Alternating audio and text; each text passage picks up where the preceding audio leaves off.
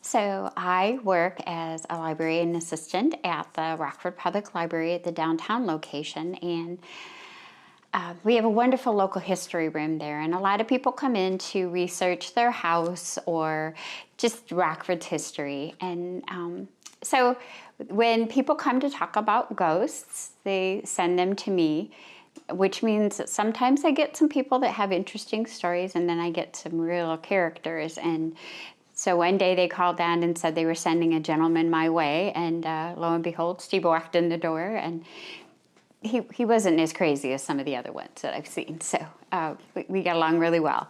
And we talked, I don't know, it's like an hour and a half the first time we met. And he was telling me about Tinker. Of course, I had known Tinker. There was another historian who worked here as a caretaker named Dave Oberg, and he was on the staff at the library, and we started doing haunted tours. And Dave had been the caretaker here for a couple of years, and he actually lived in the carriage house at that time. And so he had told me some stories, interesting stories about things that had happened in the building. But I never could get in here before because the museum curator at that time felt that it would get a bad reputation if we brought paranormal people in here. So she would let us walk on the suspension bridge and look at the house, but we couldn't go in the house. So then Steve came and we just started chatting, and I told him what I was able to do for some of the other little museums here in town, and we worked up a good partnership, and it worked for both of us.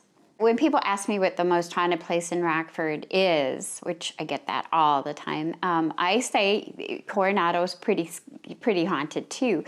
Really, this is my favorite out of all the places.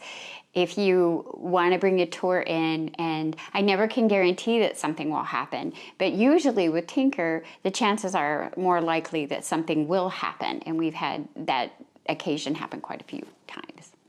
We were having an investigation, and again, I usually don't sit into the sessions, into the actual session, mainly because my stomach growls a lot. But I had come in between sessions to check, and we had Sarah Bowker, the psychic that works with me. She was in the basement, and I asked her how the things were going. She goes, yeah, people are, seem to be interested. And she said, but there's this one particular spirit that's making me cranky. And I said, what's going on? And she said, she keeps running down here trying to get dinner on the table. So she's mad at me for being here.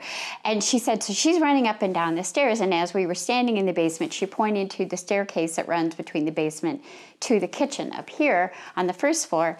And as she said that, I turned, and I'll be darned if I didn't see the back of a woman in a long, dark dress.